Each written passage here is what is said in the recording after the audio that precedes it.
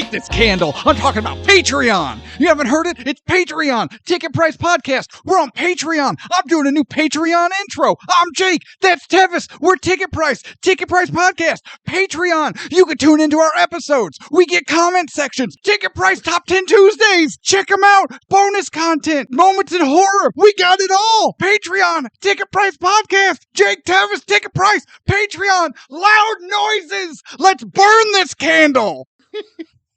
Slight technical difficulties.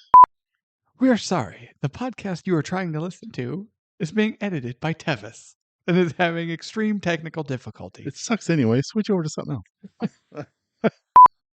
Good morning, good afternoon, good evening, good whenever it is you're tuning in. Welcome to Ticket Price Holiday Edition.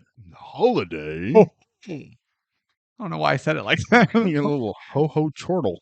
I know. It wasn't really Santa. I don't know what it was. It's like an elf that sat on a nail or something. Yeah, but did he like it? Did he not like it? I That's don't why know. he hasn't gotten up. I don't know. He's still investigating how he feels about it. What are we doing? We're outing elves, apparently. Just the one. Oh, no. Wait. Who? I'm Jake. That's right. Yeah, you gotta say who we are in the podcast. This is Ticket Price, a podcast where we talk about movies and elves of some description. Possibly.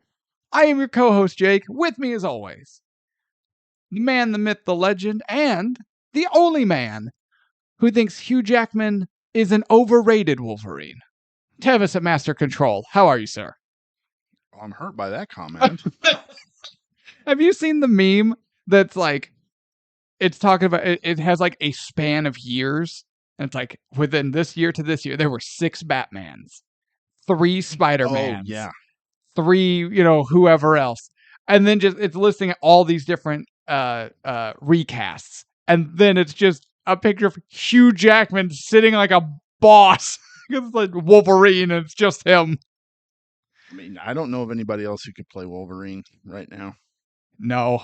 And You know they're going to eventually recast it. you have to. Yeah. Okay, if it happens next year, I feel real sorry for that son of a bitch who has to fill Hugh Jackman's shoes. If they let Absolutely. it sit for 5-10 years, then do it. No way they would do that. I know, but they should, and hear me out. If you just let it simmer, at least then the person who's gonna come in has a chance. Nope, they won't care about that. I know. They're just going to throw somebody into the wolves and... Liam Hemsworth. He's the one who's getting thrown in for all the bad recasting, right? Oh my God. The worst brother. He's the Charlie Sheen of that family. Oh, wait a minute. Don't do Liam like that. I've seen him act in movies. Yeah, don't do him like that. Not Charlie. I watched Young Guns. I talked about Young Guns.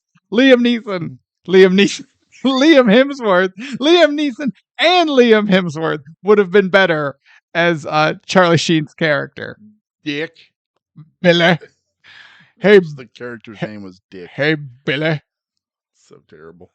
What are we doing? We're doing Gremlins. Gremlins. Oh, Gremlin. Can we talk about Liam Neeson Hemsworth? About Liam Hemsworth recasting his Dick from Young Guns. I didn't know Liam needed a dick double. I am available. My prices are outrageously high, and I don't do retakes. Gotta get it all in one shot. Oh, don't worry, I do. I don't know what that joke means. I kind of have an idea, but we're talking about Gremlins. Oh, Gremlins. All right. Can we go back to last week when we talked about Lethal Weapon? No, we're talking about Gremlins. Oh, all right. Gremlins, the holiday classic. Classic? Classic. The holiday Film. film. Oh. Yeah, that works. Yeah, okay. Well, I'll save it. We have an introduction to do. Yeah. Then I'll tear this piece of shit apart. You have to do your So, Gremlins, thing. out in 1984, written by Chris Columbus. Now, I would like to pause here. Your last name is Columbus. Why in the hell do you name your son Chris and or Christopher? What is the matter with you? What are you talking about? They're written by Chris Columbus. Oh, okay. I'm sorry. Hi, I'm Jake. Oh, We're hi. recording a podcast. It's called Ticket Price. We're talking about Gremlins. It was written by Chris Columbus. I'm making a witty observation about how much his parents hated him. That is kind of an odd thing to name Like- your parents. He didn't name his parent. What are we doing? I mean, that is kind of an odd thing from his parents. Has anyone seen the movie Scanners? That dude's head explodes.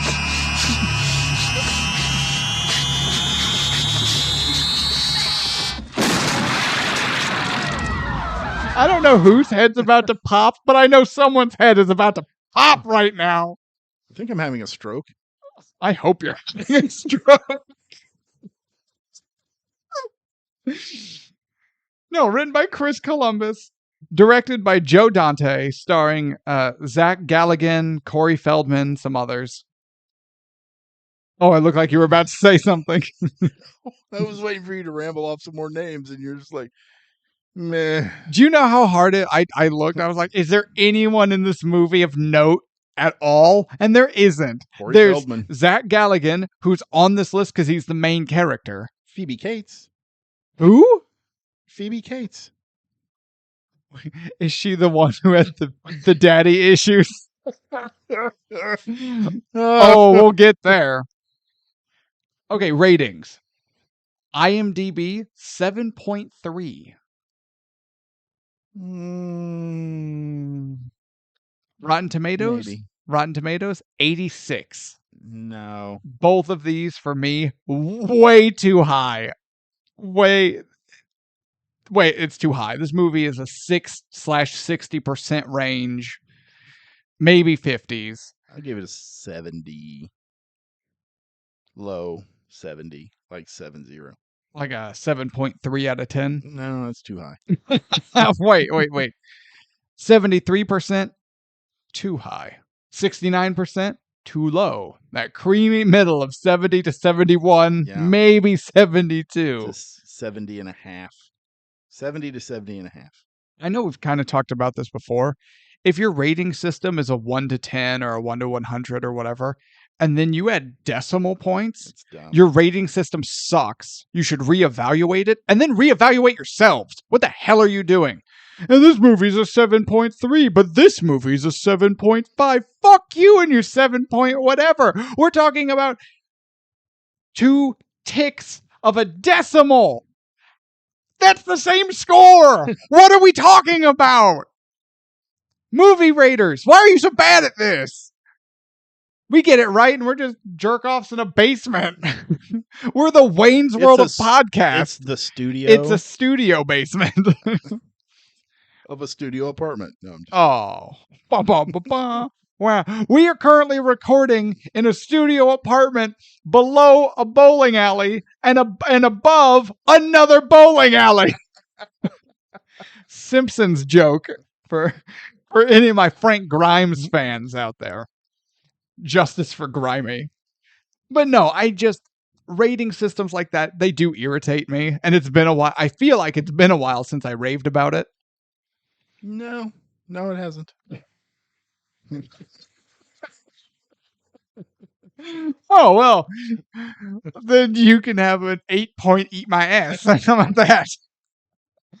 All right, Gremlins had a budget of estimated $11 million and a worldwide gross of $157.89 million.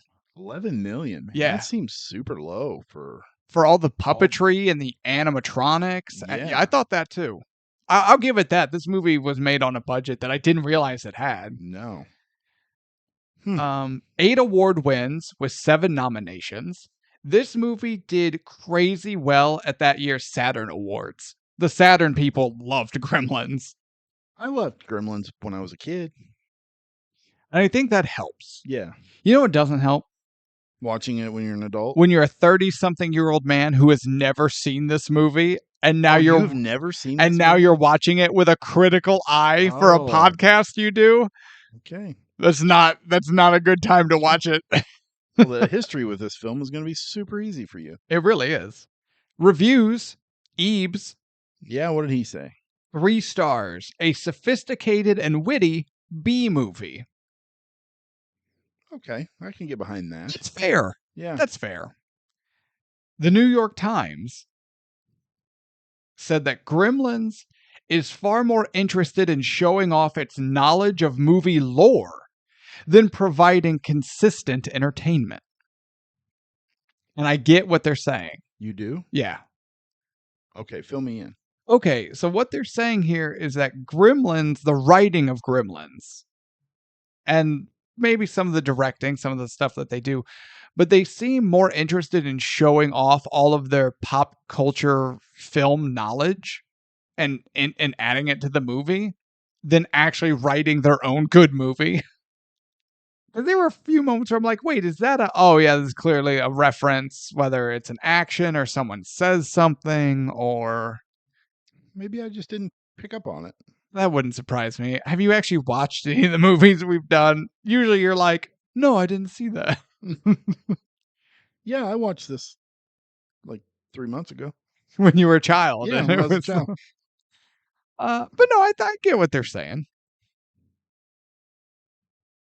Any takeaways? Anything you got for this part before we dive into our histories? Everyone, hold on. Everyone, shut the hell up. Who's calling me? I don't know. Wait a minute. I get phone calls. I was Wait, wondering what that time is it? noise It's like was. 9:00 at night. Who's calling me? Past your bedtime. I want your blood. And I want your souls. And I want them both right now. That's a goddamn blood drive calling me again. It's 8 at night. You Called for a blood drive? It's a goddamn blood drive calling me. Leave me alone. Fucking Dracula? The good Dracula, not the Oh, not last of the- alopecia man bat. No, not that son of a bitch. Uh, No, I don't have anything going the past thing we were doing. Motherfucker's calling me while I'm recording. I thought someone died. I was like, who's calling? Okay, Somebody so will if you don't donate to the blood drive. that's not my problem. That's really all I got. I don't know. Okay. Moving on. So I have no history with this movie. Next, no. Okay. You know, it's one of those things where I've never watched it. It was there was a certain group of kids in the neighborhood. I'm not gonna say names or whatever, no, but they were super into this movie. And so mentally, I have a file in my brain of movies that these kids liked. That they were like, Jake, you gotta come over. Jake, you gotta come watch it. You know, Jake. Gremlins, Goonies, Short Circuit. Like, there's just a list of movies that I'm like, oh, all these movies are terrible. But these kids loved them and wanted to watch them all the time. I'm like, nah, I'm out. This movie sucks. And that was when I was a kid. So they were like, come watch Gremlins. I'm like, no, I'm not going to watch Gremlins. I watched fucking Goonies with you guys, Yeah. and Goonies sucks. Goonies is awesome. What? No? Oh, okay. Short Circuit, not so much.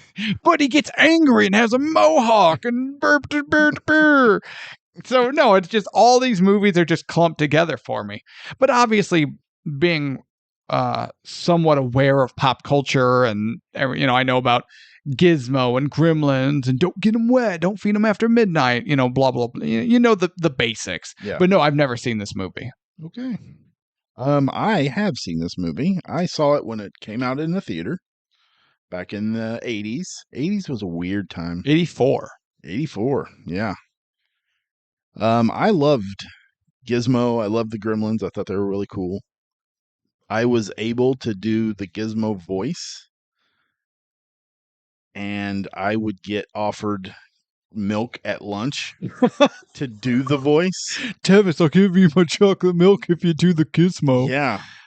Wait, Tevis, I'll give you my chocolate milk if you do the Gizmo right now. There is no Come way. on, do it. There's no way I can do it. Do it, now. pussy. You won't do it, no balls. Oh, in that case. Won't do the Gizmo, no balls. Yeah, I can't do it anymore. Yeah, but we need an impression for ticket price bingo. Oh, well, maybe I'll throw it out. No balls. Wait, what was that? I don't What know. the hell was there? I'll do the impression. No balls. Nope, I can't do No it. balls. No, I can't.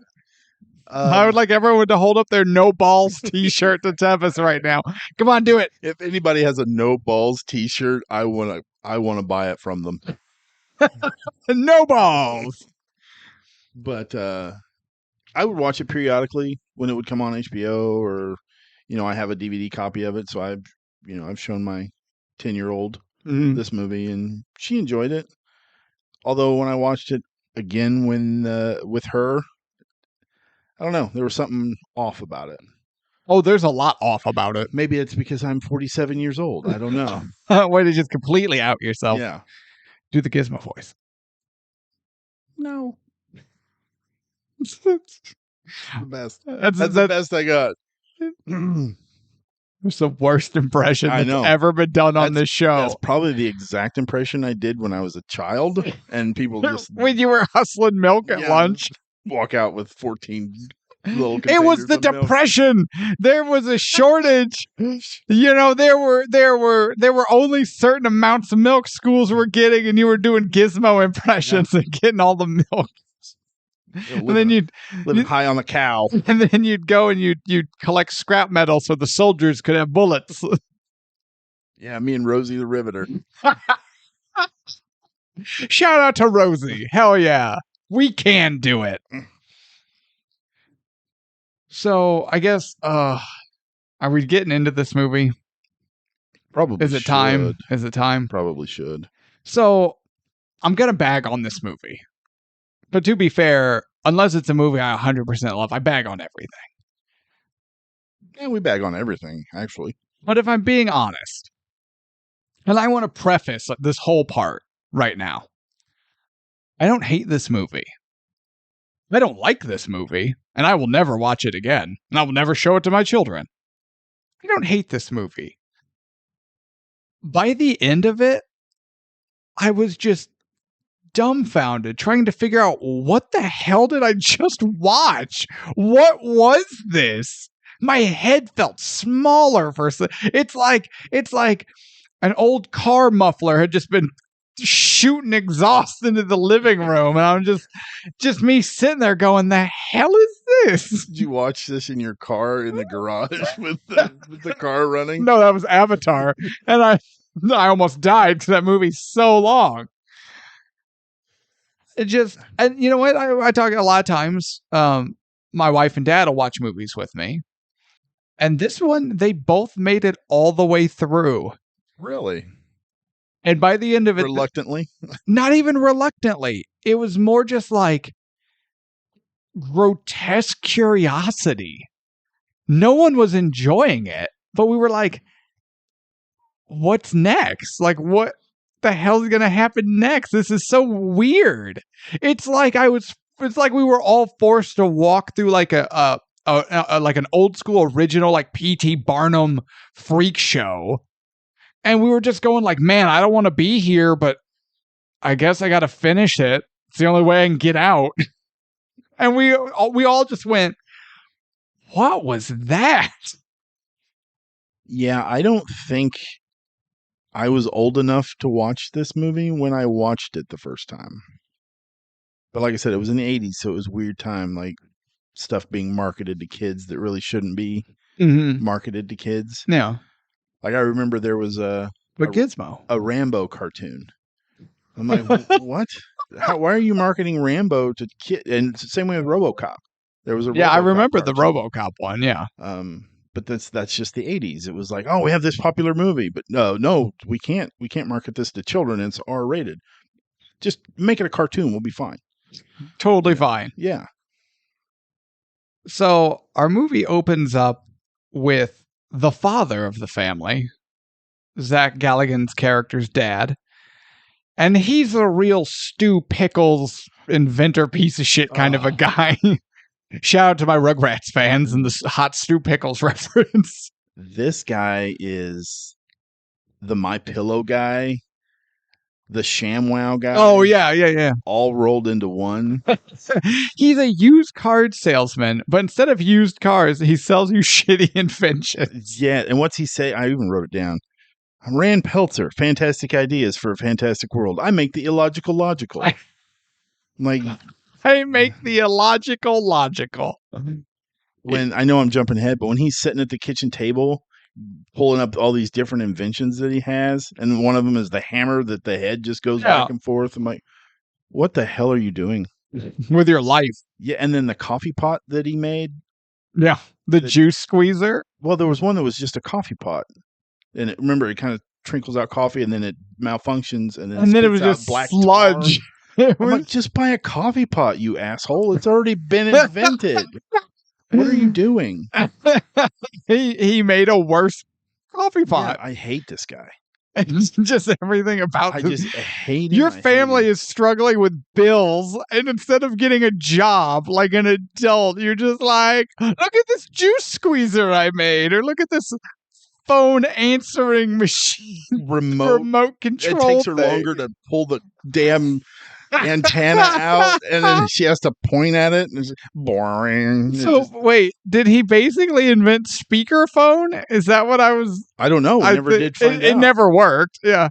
Although, what was the other one? The egg cracker with the chicken egg. Oh yeah, the chicken egg head. The egg cracker that just smashed all the eggs and sent the yolk everywhere. And the family is so determined to make this stuff work. They don't want to hurt Dad's feelings.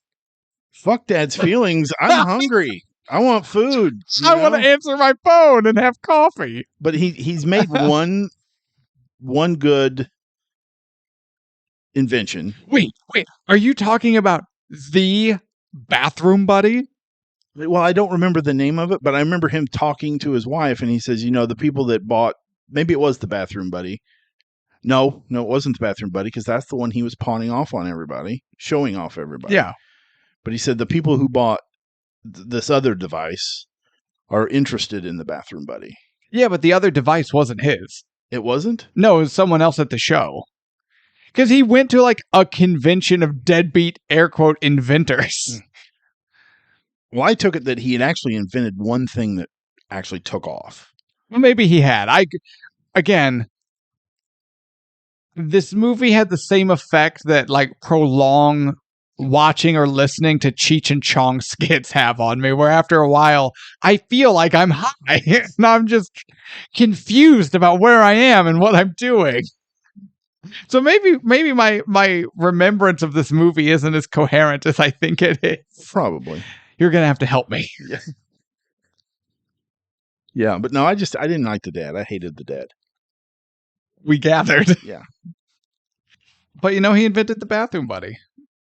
That doesn't work. So he gets dragged to a little out of the way knick-knack shop and Chinese antiques, a cult, possibly. I don't. Very shady. If he had he looked to the right and he saw a little box that had a little fuzzy creature inside singing. But I'm convinced if he had looked to the left, full-ass monkey's paw or something, and it would have been turned into an episode of The Twilight Zone in that place. Yeah, I agree. And the guy, the shop owner, very clearly states the mogwai, which is the cute little fuzzy creature that sings in the box, is not for sale. You can't feed it after midnight. You can't get it wet. It requires too much responsibility. The world isn't ready to know about these creatures yet. It's not for sale. So after he leaves, the grandson went, well, actually, we really need the money. Give me that money and you can have it. But the grandfather has no knowledge of this. Now, that's not Rand's fault. I mean, it kind of is. But the grandson double deals behind the grandpa's back. He come off as just this arrogant, money will buy everything.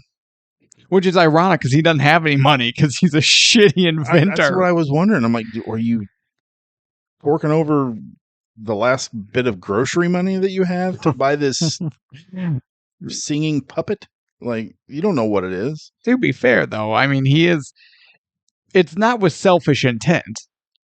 Well, no, he's giving it to his son who already has a pet. Also, My wife brought this up, and it made me laugh, so I'm bringing it up. Sometimes she has really witty observations about movies, and I bring them up on the show.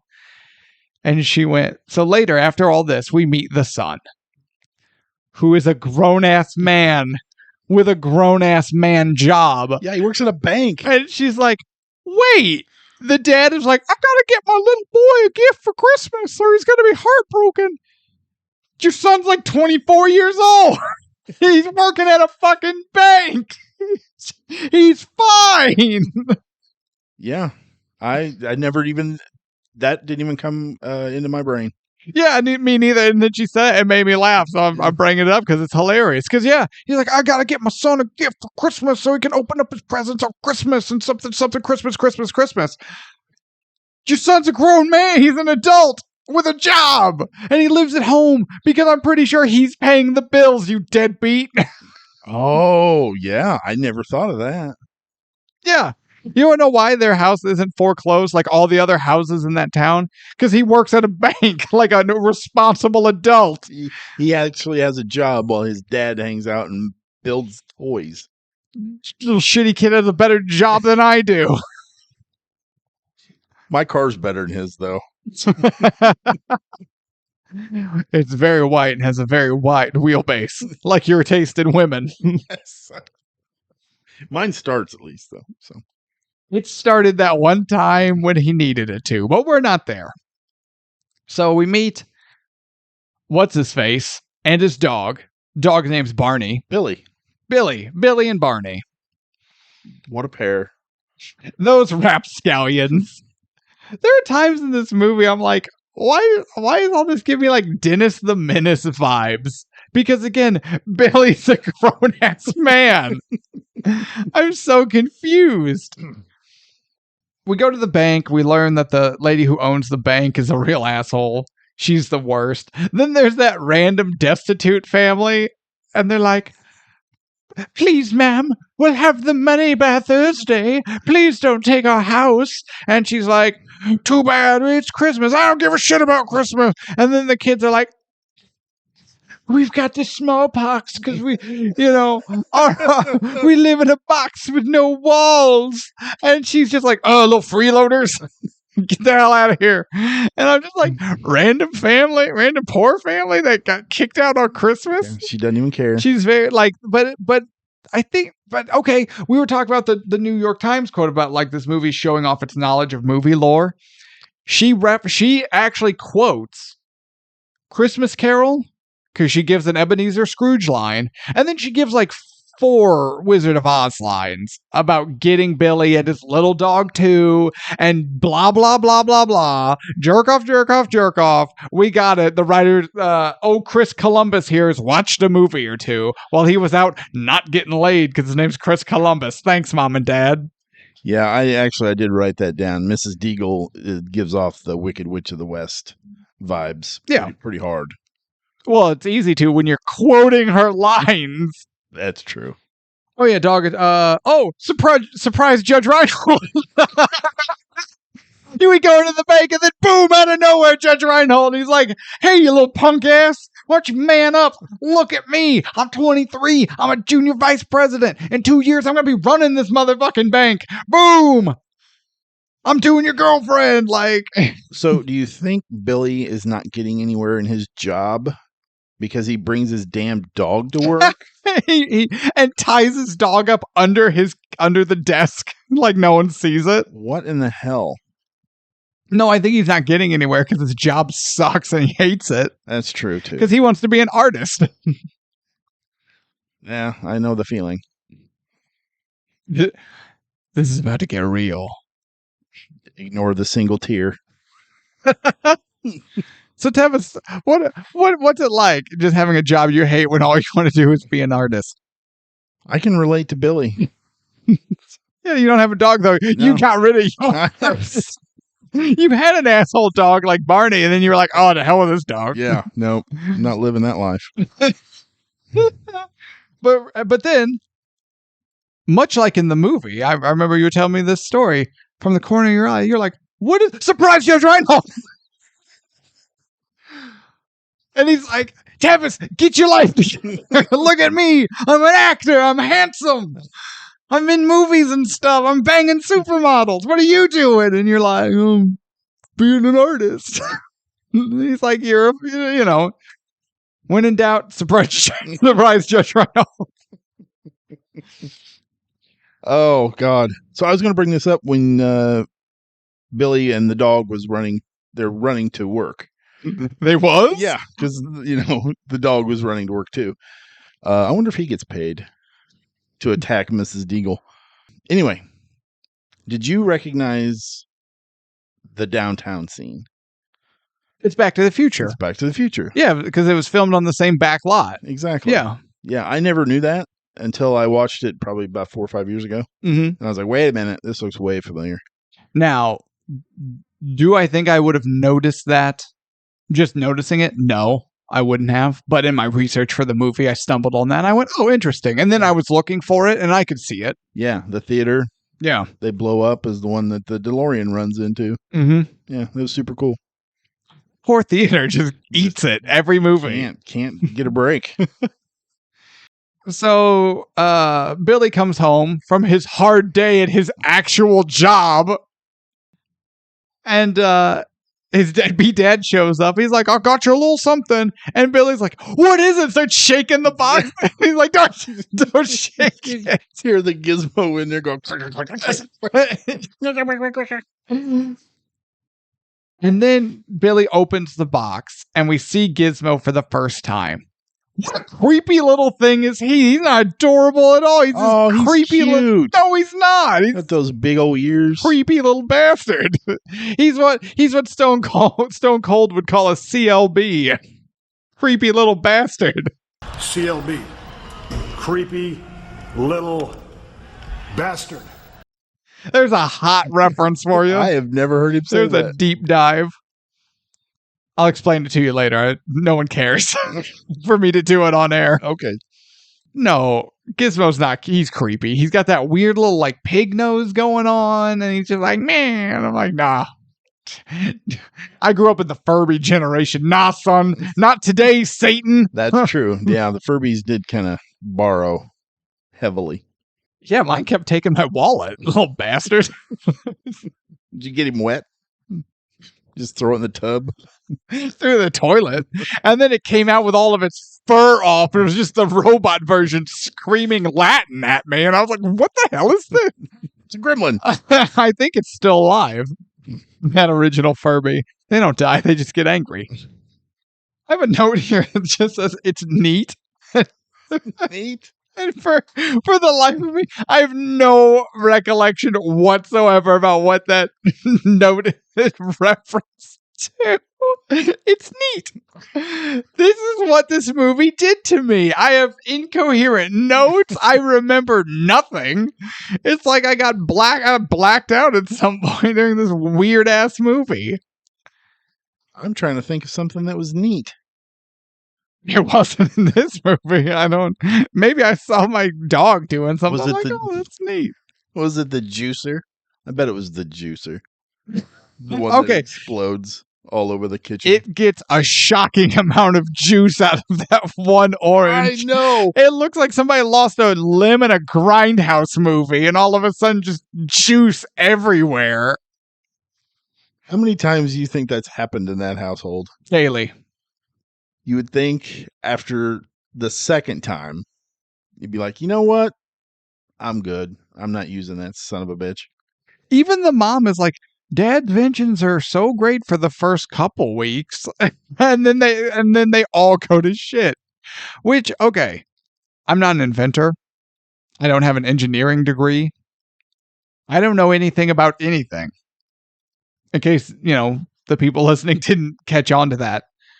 But I'm pretty sure if his invention worked for a few weeks and now it's not, that's not like he screwed up thing, because that's not how mechanics work. Like, the mechanisms that make the stuff. I think that just means he's buying cheap parts. Probably from Chinatown. He gets all of his parts and his mogwais from that old man. That old man. Yeah. You cannot have mogwai. can have cheap washers. And he was like, sold, you bitch. Give me those. Wrap them. I'll give these to my son. Yeah. It's neat. I don't know. Okay. I got to make the illogical logical. I hate him. I do too. I hate every time he says that stupid ass line. My name's Rand Pelter. I make the illogical logical. Like, fantastic inventions in a fantastic world. I'll fight you. Okay. Oh, here's I interest you in a smokeless ashtray. That then billows smoke because it malfunctions and hot boxes that guy's building. Oh, Jesus. I'm sorry. Oh, you were saying. Oh, I have a note here that makes sense. Does it say I'm neat? No, it says it's neat. Oh, it's neat. I don't know. I got nothing. I don't know what that pertains to. Was it Corey Feldman in the tree costume? It's Corey Feldman. Surprise, Corey Feldman.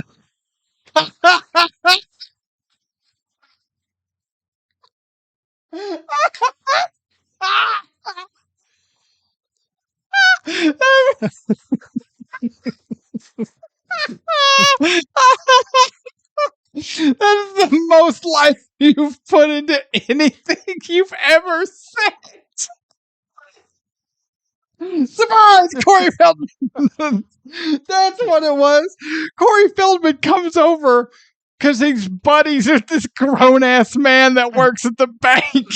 And he's covered. Billy's covered in juice, so he's just getting undressed in front of Corey Feldman. But it's okay. They're bros. Even though he's like 12 and Billy's like 22.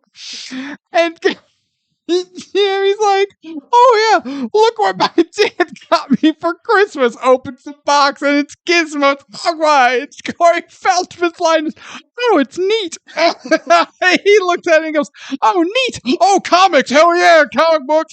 This little monster thing. It's goddamn real life Pokemon. Ain't no I got time for that bullshit. We're looking over here. Doesn't he do that after he spills water all over it? What, the comic book thing? Yeah. Yeah, probably. Yeah, he spills water all over it and then those things pop off and he's like, oh, okay, I'm done with that. I screwed it up. Yeah, he's like, oh, I broke it. I'm out. Yeah. Boxing Corey Feldman. Yeah. No, it's neat. Yeah. Surprise, Corey Feldman. And then Judge Reinhold came in the window and he's like, oh, playing with little monsters again, are you? Well, when I was your age, I was banging your mom and making my way in the bank. And blah, blah, blah, blah.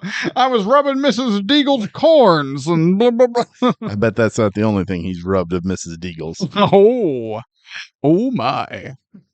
Hey, I remember what you. I remember. Yeah. Oh my.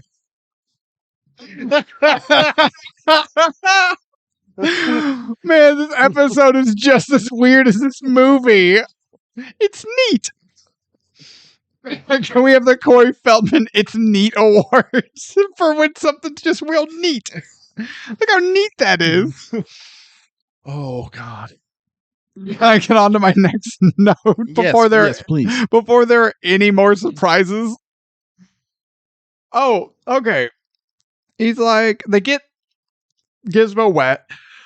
They're the little babies, offspring. I'm sleepy. You said it's past my bedtime. Too many surprises. I'm tuckered out.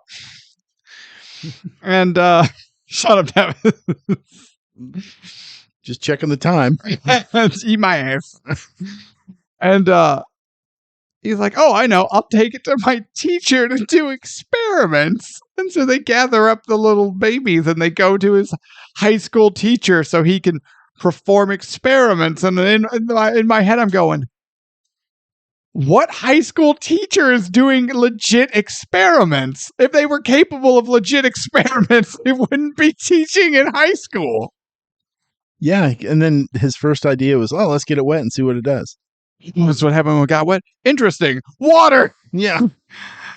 Oh, look, it looks all angry and cantankerous. Blood draw! Here comes the needle!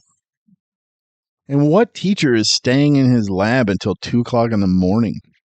Because he's got experiments to run on the little monster. No, it just doesn't make sense to me. Well, clearly he doesn't have a wife at home. No, that's true. Because if he did, he'd have been home long before too. Or maybe he definitely is married, and that's why he's not going home. That explains it right there. We just It's uncovered we it. just talked it through. He has to wait for Judge Michael to leave.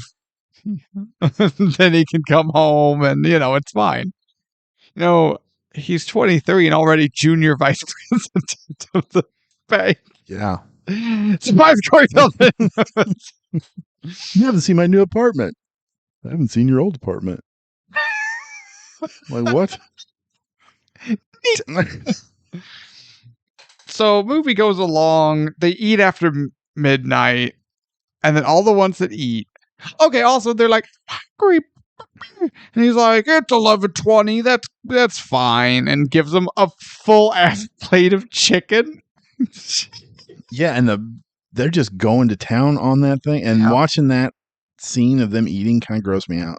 It reminded me of Lord of the Rings: Return of the King, when the stewards nom it on the tomatoes. Disgusting. Everyone who knows what I'm talking about just went, ugh, because you could picture him chomp down all the juice runs down his and hear it. You could feel it. Ugh. Like you could just feel the sound. But also, why does Billy have a full ass plate of chicken in his room? I'm just gonna say they didn't show us him going to the kitchen to get it. I'm hoping to God he doesn't have. Well, he might have to have a refrigerator full of that in his apartment, so that his deadbeat dad doesn't eat all of his food that he bought with his money from his job, from his bank job money. Okay, and then when you know it, they all turn into horrifying cocoons. Did you notice the movie that they were Billy was watching? Invasion of the Body Snatchers. New York Times. They are more interested in showing off their movie lore than creating a consistently entertaining movie experience. They're like, oh, this is like the thing in the pod people and the boot.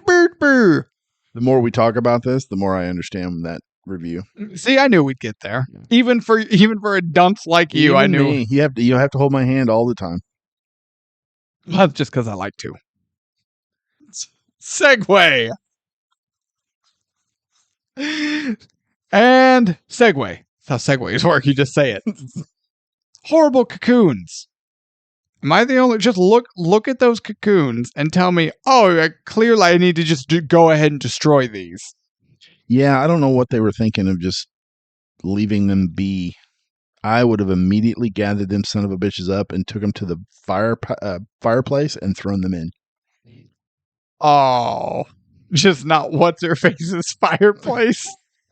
What was her name? Penny? I don't remember what her name was. Phoebe Cates. Phoebe Cates. That's the actress, right? Yeah. Poor Phoebe. What's wrong with her fireplace? It has a clog. It's her dead father. We're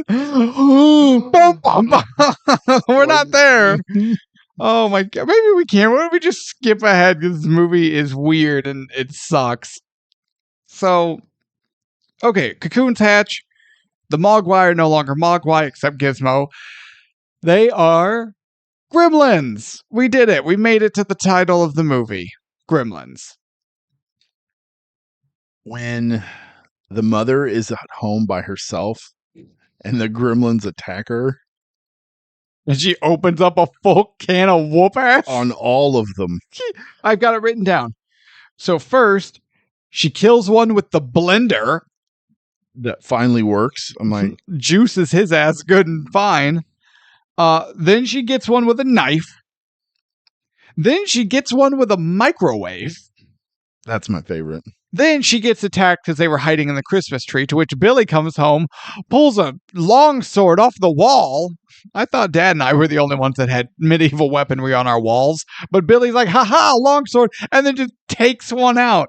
But that's when Stripe, because they're like, who's got a stripe? It's clearly a mohawk. But they call him Stripe, whatever.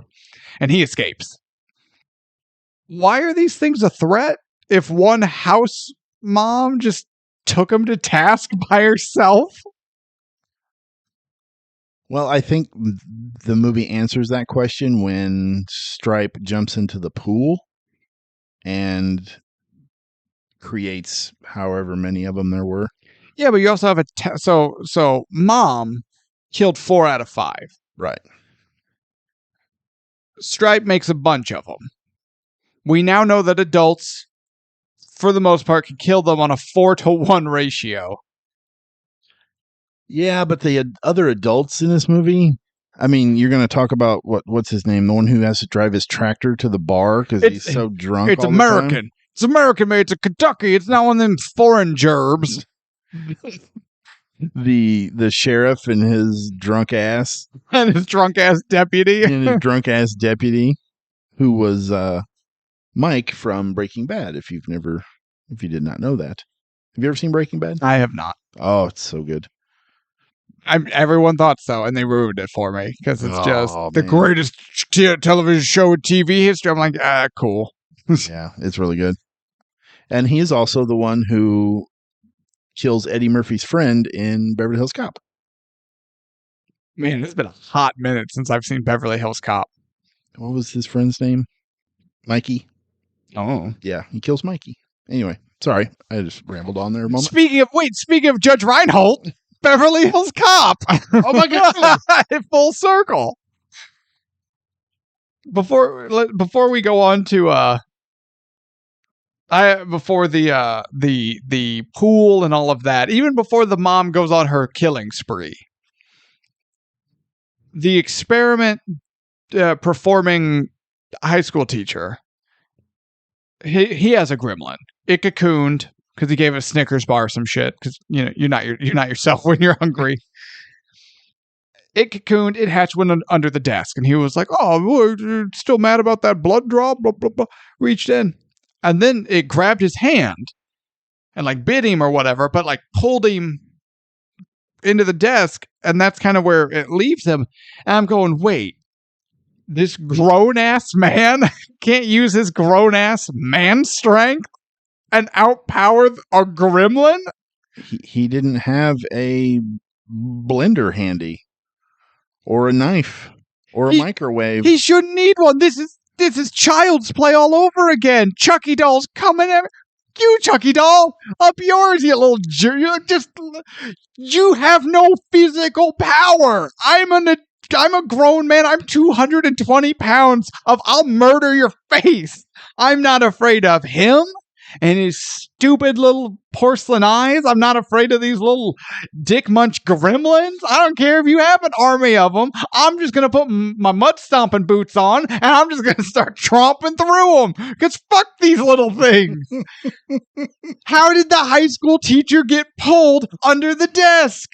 And then they find him and he's dead, but then he has like a syringe sticking out of his ass. So I'm like, wait, did he get pulled under the desk and his face get eaten and he died? Or did he die from whatever might have been in the syringe? But if he died from whatever was in the syringe, why does a high school science teacher have murderous capable chemicals in his high school lab?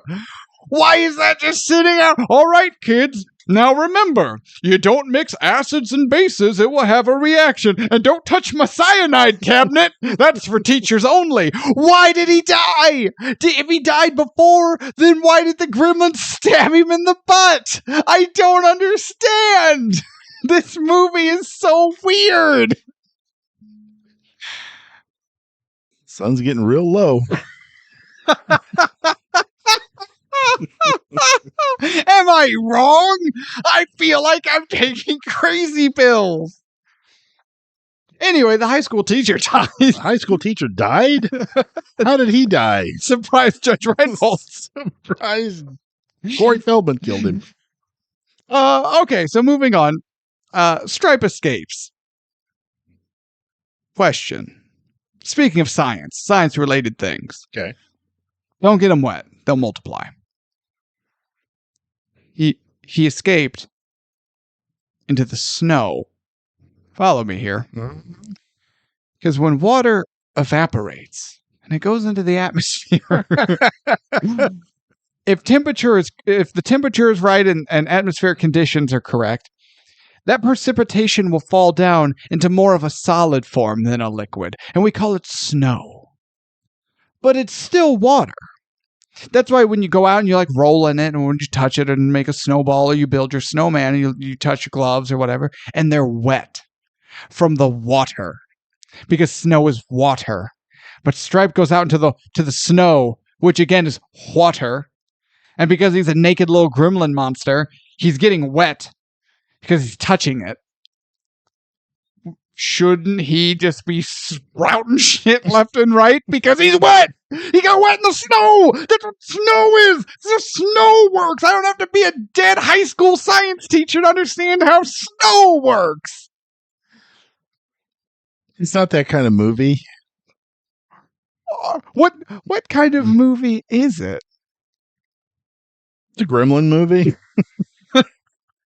I don't know what that means. I don't know either. This movie is pure nonsense, and I'm like, I hate it. I don't think anybody was thinking of the snow. No, they were going. All. They were going. How many more? Gremlins? I hate you. No, they're trying to figure out how many more references they could just cram into this dead turkey of a movie. Da, da, da. So then Billy is like, I better go tell the police. And that's when we get our first real taste of the town's police department. They're idiots and they don't care. Wait, is this when they were drunk off their ass? Yeah. And they're just mocking him. He's like, people are dying. And they're like, what are you crazy kids? Give me another shot of the eggnog or whatever. And they're spiking it. And they're just being the biggest jerks. The 80s was a weird time. I like how that's been your one defense for everything in this movie. 80s was weird, man. I'm going for a drink. At At the bar. Okay. This is when the movie gets extremely weird. Okay, actually, pause. The pool scene. It's worth mentioning. Oh, when he jumps in the pool. Billy chases Stripe to the local YMCA. There are a bunch of costume dancers. They left. I don't know what that was. Are you okay? Yeah. Okay. Village People reference. And he dives into the pool.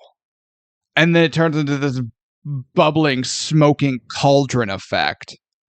That was really cool. Which on the surface, you're like, okay, whatever, I've seen that. But it's an entire lap pool. And yeah, that was actually really cool to see the green glow and the smoke and the roiling bubbles at that level. That was cool. Yeah, and then the music that they added on top of it, just that eerie, like, sound. I'm sure they stole it from some 1940s horror movie. Probably some alien ship. Some reference I didn't get. This movie sucks. But that was, that part was really cool and really creepy. But take us to the bar, my good man. So, I don't know her name, but Phoebe Cates, who works there. Surprise, Phoebe Cates. Surprise, Phoebe Cates. She's mourning the loss of her father. Oof. By working in a bar. Okay, also, Phoebe Cates is, she looks younger than Billy, but they're both clearly adults. She's tending bar. He works at a bank. Why do all the kids have jobs and the adults are freeloaders?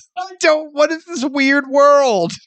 Does the mom have a job? No, she's a stay-at-home mom, but that's definitely a job. No, I agree. You just don't get paid for it. I agree. But I couldn't remember if she actually had a side job or what. No, she was a stay-at-home mother for her 20-something-year-old son. Because she needs him, or he needs her. She's probably busy picking up dog shit and mogwai shit. Barney was housebroken. Was he, though? I mean, he was housebroken enough to hide in a bank for 8 hours. What was I saying? Phoebe Cates tending bar. Yes. But all the gremlins are in this bar, and it gets really, really weird. I felt like this scene, there are two scenes in particular. This is one of them. And I'm like, they're clearly making some kind of commentary, societal commentary.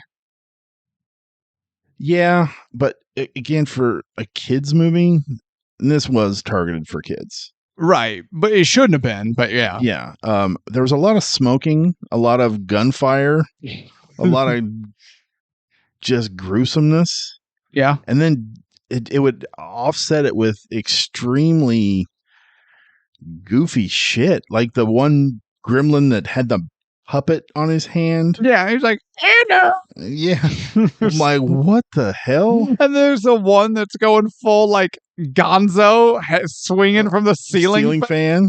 But then you had one that was like a mafia boss, and there was another gremlin in drag and like a Marilyn Monroe wig and white dress, like sitting on his lap, and they were playing poker. And I'm like, this is weird. It's so weird. Yeah, that whole bar scene just kind of lost me. Oh, I was because I was like, what kind of a movie are we? Are we going for the gruesome, scary? Are we going for the goofy? I don't know. I don't know what kind of movie we're making here. Wait, when was there gruesome scary? How are you confused about what kind of movie this is? Well, the gruesomeness of like the microwave scene or Stripe's death, where he melts into a bubbling pile of goo. No, it's like, what are we going for? Are we trying to be fun and entertaining? Or are we trying to be gruesome and entertaining? I don't. So gruesomeness is fun, but it's swing. It's swanging, man. Swanging. It just swanging. It went too far one way and then too far the other for me. Pick a lane. Yeah. I get that. Hey, Billy gets his car working because it works for roughly 4 seconds as he drives down the street, makes a left. He could have walked there faster. Crashes into the building, or he doesn't even crash it. He's just like, Phoebe Cates, let's go. And she's like, okay. And then get in the car. And then it just doesn't work anymore. And all the gremlins are like, that guy's piece of shit lemon doesn't work. I guess he got his dad's engineering prowess. What does she see in Billy? Well, she probably sees a fairly handsome young man with a good job, unlike his father, unlike her father. Do you want to tell the story? Well, she probably thinks Billy is hot, just like her father. So, earlier in the movie, Phoebe Cates' character explains how she hates Christmas. Hates it. Hates the holidays. Everyone's so happy, and she just isn't. And Billy's like, well, what's wrong? What's why? And she's just like, mind your business, and leaves. Well, now we find out why. Because Christmas Eve, her dad went out one night and never came home. He go out for milk? Or cigarettes or something. He went out and didn't come home. And, obviously they get worried. The police get involved. Missing persons report. No one can find him. And then it was about 5 days later. They were getting cold in the house. And so Phoebe Cates went to start a fire in the fireplace. And I'm quoting here, and that's when I noticed the smell. Because her dad decided, as a surprise to the family, to dress as Santa Claus with a bag of gifts and, like an asshole, go down the chimney. Where he got stuck and died. Oh, no. He slipped, fell, broke his neck, and then his corpse got stuck in the chimney. Then the fire department, yes, please keep laughing. This is hysterical. You absolute psychopath. Then the fire department was like, man, he's in there good. So they had to break the chimney from the top and then crane his ass out. Had to cut parts of him all off. Had to cut him up to pull him up piece by piece. What? I don't know. Oh, okay. I was like, man, I don't remember that. And she's just like, ever since then, I don't like Christmas. Now, let's be real. How does Billy not know that? Whatever town they're in that big. That would have been the main story. And even if they lived in the heart of New York and there were, X amount of million people in their air quote city, they live 2 blocks from each other. Even if they were in the most populous area on the planet, just from sheer proximity, he 100% knew that happened. Yeah. Yeah, that would have been the main story for years at their school, at family functions. Old people would be whispering about it on sidewalks. Yeah, every time she walked by. Oh, there's Phoebe Cates. Her dad died like an asshole in the chimney. Doesn't he know chimneys aren't made for people? That's just a fable that we tell children so they get happy about the jolly man who uses magic and goes down the chimney. So that happens. Then it jumps to the movie theater scene, right? Yeah, well, they're all watching Snow White. And I have a problem with that. So do I, but it may or may not be the same problem. They can't be around bright light. It's a goddamn movie being projected. Yeah, but when it was just the white screen, they all go, bright light. And then the movie kicks on. I guess that dulled it enough. Well, even that I don't get either, because even when Gizmo gets brought into the bathroom to get his head fixed, because Billy knocks him off and he lands in the trash can. And as someone who's fallen off heights into trash cans and onto trash cans and whatever, we backyard wrestled some as a lad. He'd have been fine. Yeah, but he brings him into the bathroom and he's like, bright light. I'm like, dude, it's a small one bulb freaking light. It's a single 40 watt. Calm down. Yeah, chill out, you fuzzy little shit. So you said projector comes on, they all should just burst into flames.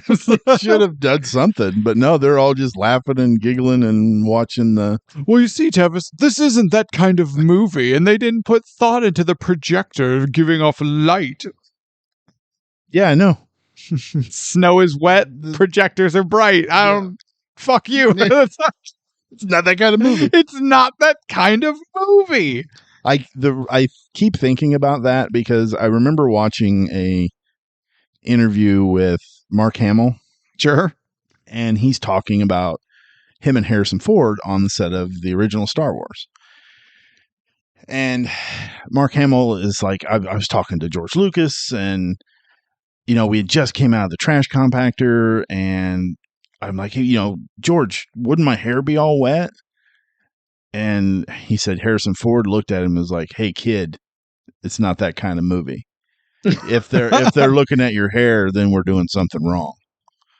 So I'm like, oh, okay. No, fuck him. I disagree with that wholeheartedly. No, Harrison Ford said, so I can't disagree with it. Harrison Ford sucks. No, yeah, he does. I watched Indy. But I always thought about that. I'm like, yeah, you know what? That's a good point. You don't always have to be... Continuity doesn't always need to be a thing. But when he comes out of the water, his hair is wet. Well, it was when they were running down the hallway or something. I can't remember exactly. Oh, yeah. Sure. But... Sure. Yeah. Sure. He's wrong, but sure. Where are we at in Gremlins? So we're at the theater, and I feel like this is the second time in the movie, real explicitly, that they are making some kind of comment on society and culture. Okay. You have a bunch of 2 to 3 foot tall, whatever, diminutive little monsters shrieking and screaming and eating and throwing food and running around. And they're just all around just being little shits, right? To use your own favorite phrase, right? And so then what gets them to stop? They just put something on TV. They just get the movie going to shut them up. And then they all stop and they're glued to Snow White and the Seven Dwarfs. And my problem with this scene is, no, they wouldn't. That movie is crazy boring and it sucks. Well, yeah, but if you've never seen a movie before. I guess fair point. Moving pictures. Great Rush album. I know how much you love Rush. That's an oxymoron. You're an oxymoron. But no, and so now I'm just like, I feel like this, and then it ties in at the end, or it ties into the beginning where he's like, the world's not ready for, when the old man's like, the world's not ready for Mogwai, it's too much responsibility. And then they have this theater scene, and they're all little monsters doing their thing, and then the cartoon comes on, and they shut up for 5 seconds, and then at the end, and the old man comes back and takes Gizmo home, because he was, borderline stolen. And he's like, yeah, I've seen the damage that was destructed because you couldn't take care of them. You couldn't follow the simple rules and they got out of hand and you couldn't deal with it.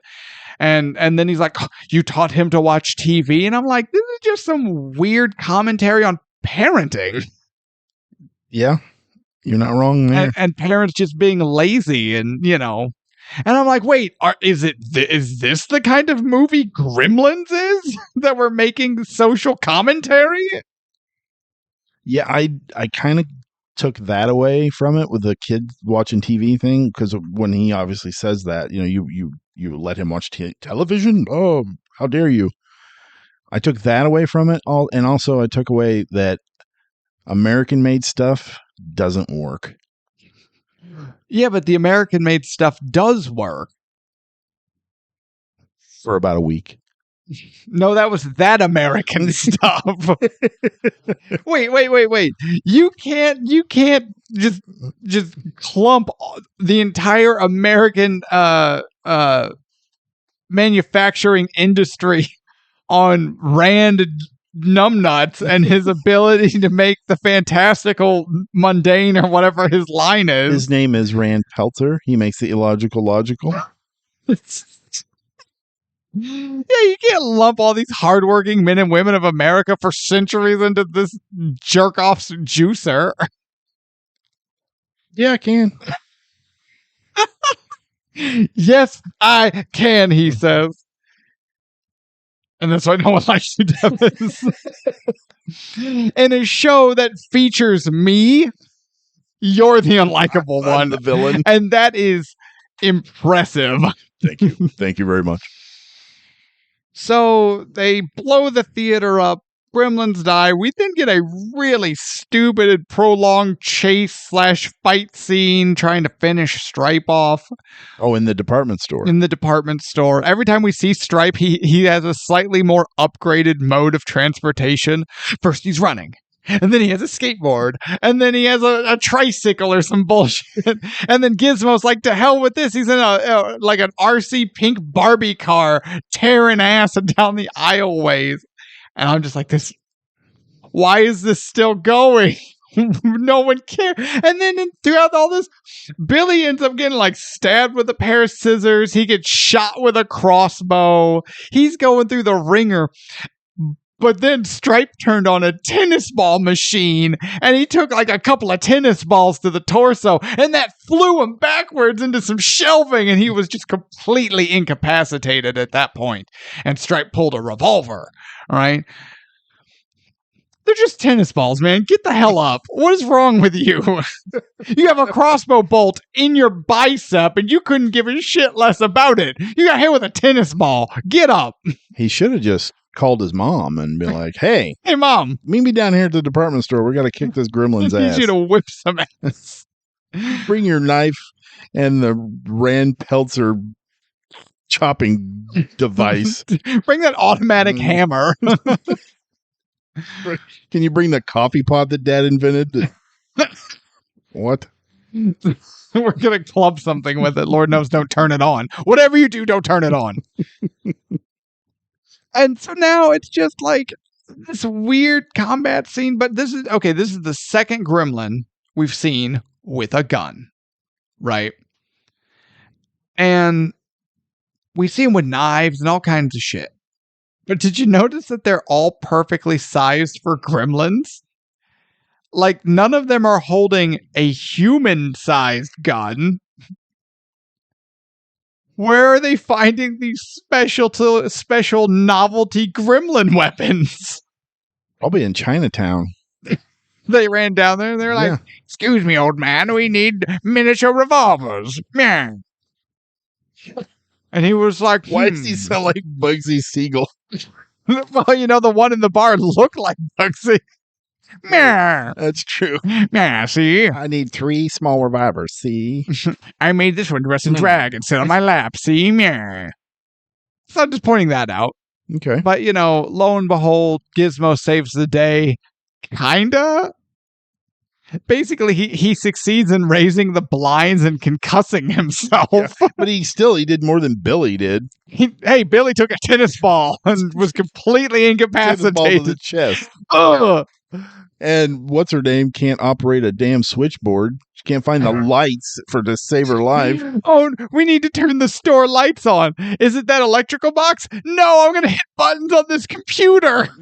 That must do it. Yeah, she's turning music on and ads for the store. And is she up there turning the knob? Because you can hear it like speeding up and slowing down. Like, I'm like, I'm sorry, but no, you're dumb.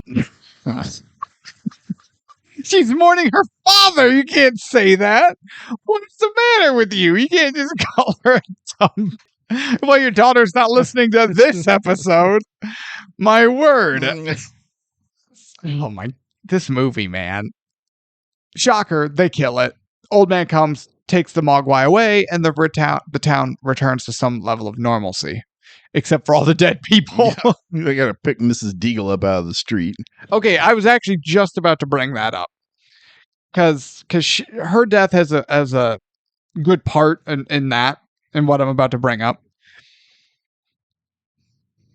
Why/how do all the gremlins, upon birth, have the most intricate, innate knowledge of all things mechanical, electrical, engineering, robotics? They rewire this bitch's chair to go 100 miles an hour and fly out the roof so she'll die on the fall. They mess with the cops' cars and rip the brakes out. They get the projector in the movie theater going. How do they know how to do this? It's the same logic of the Blade movies.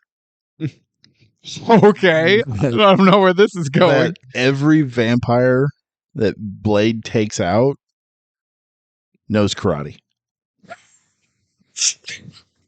Why do all these vampires know kung fu? Why do all these gremlins know how to hotwire? They just mess with, like, what is how they're all tinkering experts, and I don't get it. But they're real shit with shooting guns because they can't hit anything. He was good with that crossbow, though. Crossbow, dead accurate. Revolver misses all 6 shots. Yeah. Looks like Harry in Dumb and Dumber. Harry, you're alive! And you're a terrible shot. Right? He just shoots like perfectly around Billy. And I'm like, what the hell? What happened to Judge Reinhold all this, by the way? Or Corey Feldman. Oh, we see Corey Feldman with a slingshot fighting him off the awning of his house. Yeah, and that's the last we see of him. He didn't make it, did he? No, I don't think so. He definitely didn't make it. No. Oh my God, this movie. Closing thoughts. Okay. And then we'll give it a final rating. Go ahead, sir. Go ahead. There are multiple parts that I enjoy.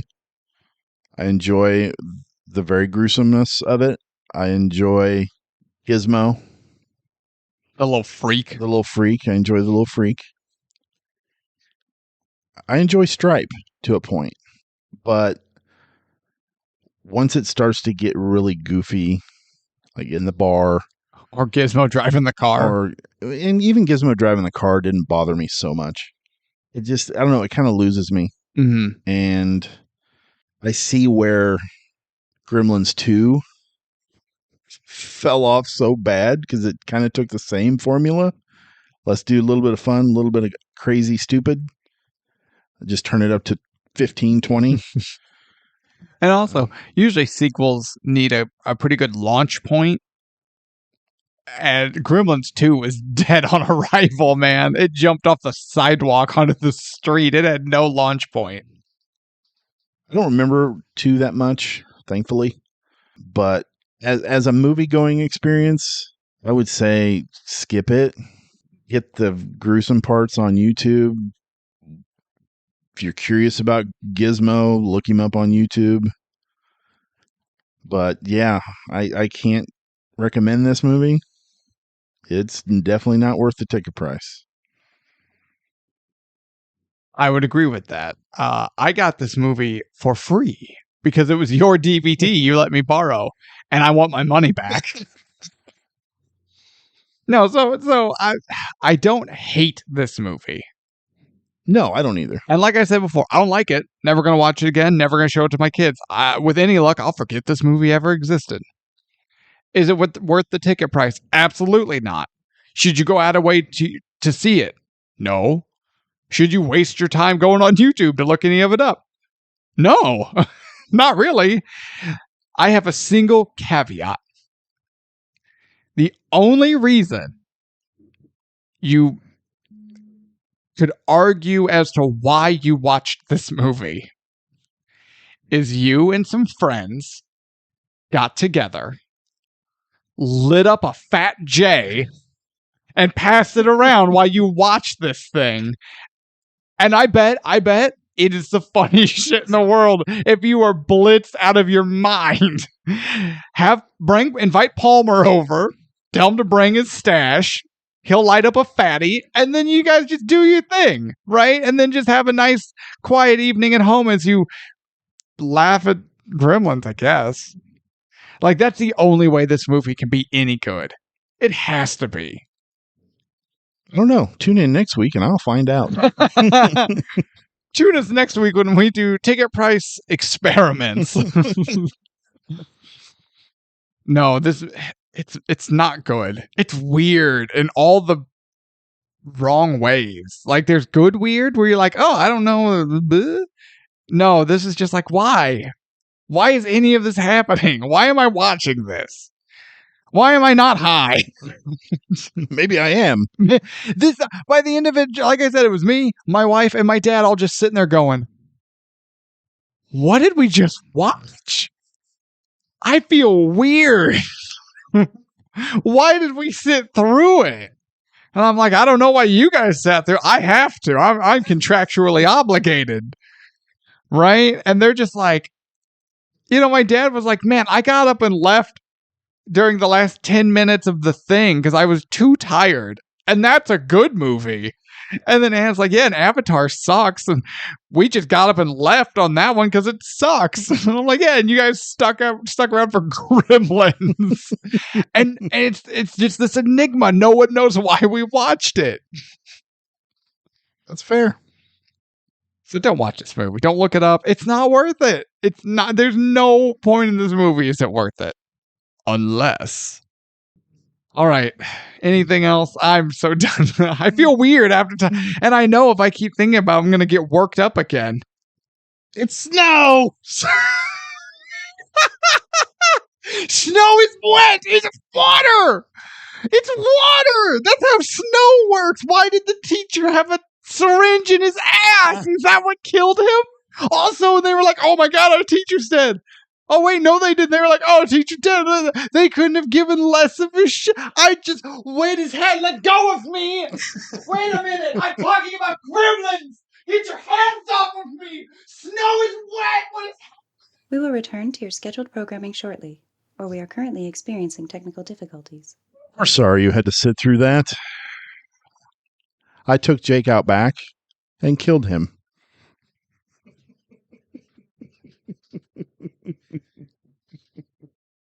Sun was getting real low.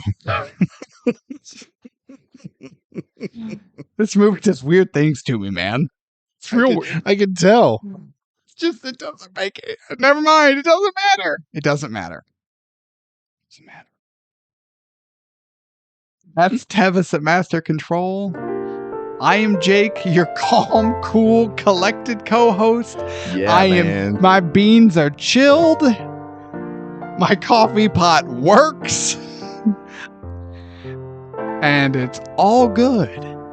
And we're gonna get our Santa hat out, and we're just gonna calmly, in a nice, relaxing way, talk about next week's movie. And here it comes. And to continue the spirit of the holidays, we will be looking at Die Hard next week. Nice, calm, relaxing Die Hard. Bruce Willis, Alan Rickman, and a whole lot of chill. Everyone's calm. No one's heart's gonna explode. Thank you all for listening. If you like the show, give it a like, tell your friends about it. Check us out on Patreon. That would be groovy. Until then, my friends, that's Tevis. I'm Bob Ross. I'm Jake. Surprise, Bob Ross! Damn it, you ruined the mood! Good night, everyone.